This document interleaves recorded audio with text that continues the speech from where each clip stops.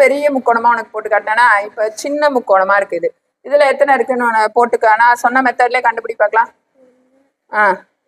2 3. அது என்ன செய்யணும்?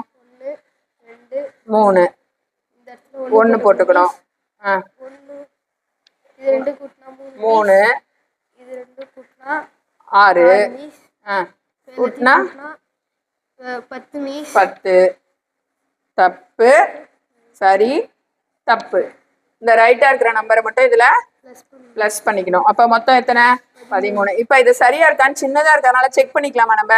1 2 3 4 5 6 7 8 9. இதோட சேர்த்தா என்ன? 10. இதோட சேர்த்தா 11. இதோட சேர்த்தா 12. இதோட சேர்த்தா 13. சரியா இருக்கு தானே? பெருசா இருக்கும் போது நமக்கு எண்றது கஷ்டமா இருக்கும். சின்னதா இருந்ததுனால நம்ம செக் பண்ணிக்கிட்டோம். ஓகேவா?